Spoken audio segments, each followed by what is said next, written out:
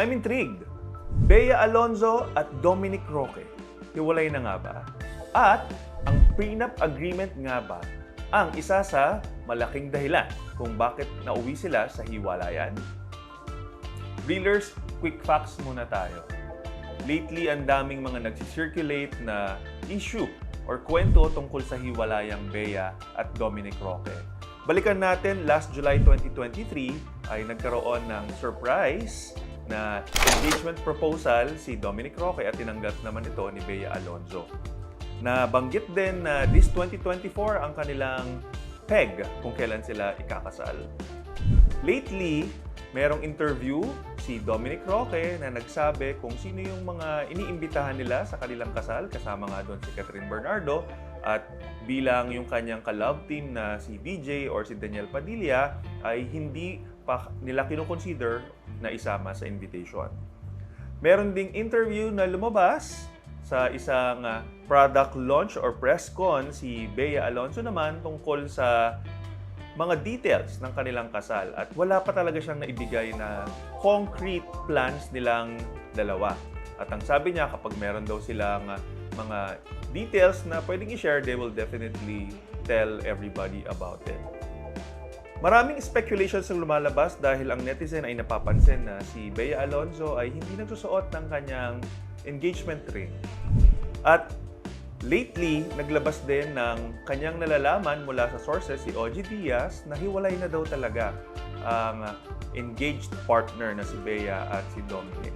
At sinundan din ito ng picture ni Dominic.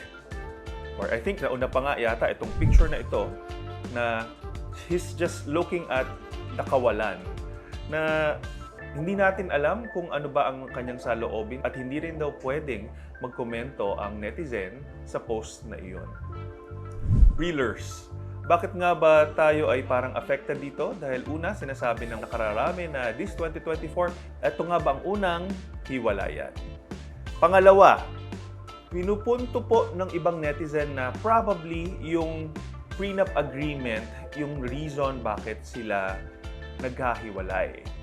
Is it really possible?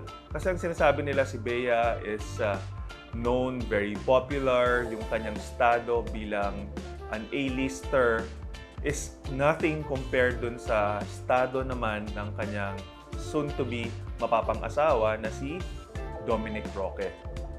Reelers, totoong malaking issue yan, kaya nga pumapasok ang prenup agreement. Hindi natin talaga alam kung yan ang naging malaking issue. But you know, even if sila ay magkalayo ng estado sa buhay, lahat ng yan ay napag-uusapan.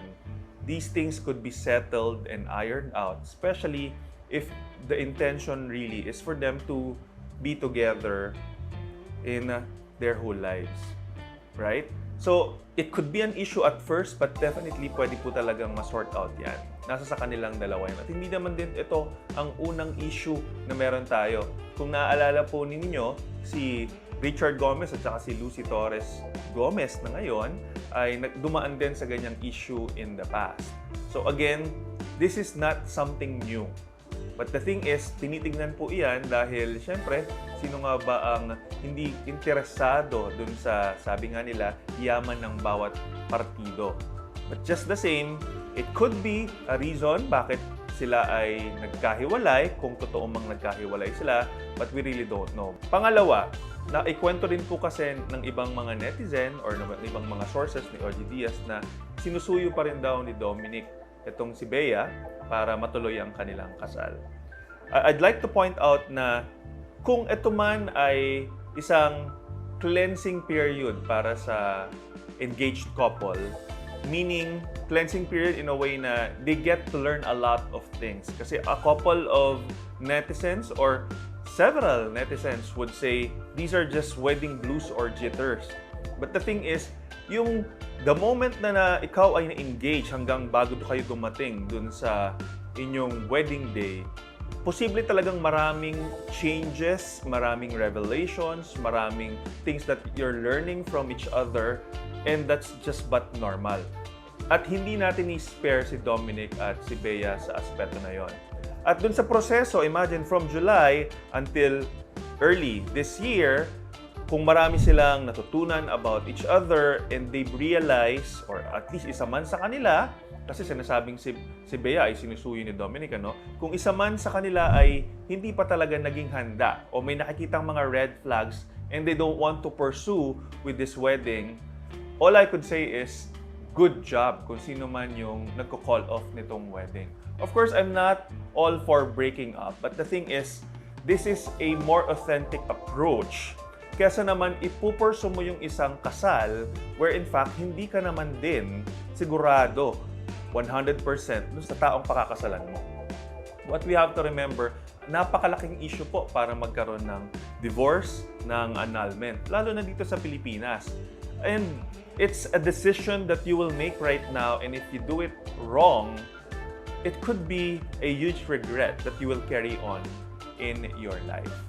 And so, I am personally saying na on the authenticity perspective, it's better that way kung hindi po talaga sila magkakatuluyan dahil sa kanilang mga differences kesa naman i-porso nila ito nang hindi talaga sila handa. Ngayon, Breelers, as you know, pagdating sa celebrity, the only thing that we can do really is, apart from pagmamarites, side nga lang po yan.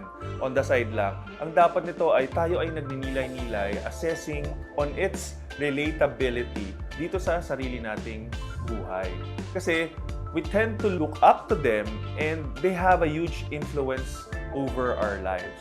I hope na sa prosesong nakikita natin with Bea and Dominic, you get to also mirror that to yourself na okay, posible naman din palang maski na-engage kayo, you get to assess a lot of things pa rin. Kasi naman pumasok tayo nang hindi tayo sigurado sa isang covenant na hindi ganun kadaling i-break, lalo na sa setup natin dito sa Pilipinas.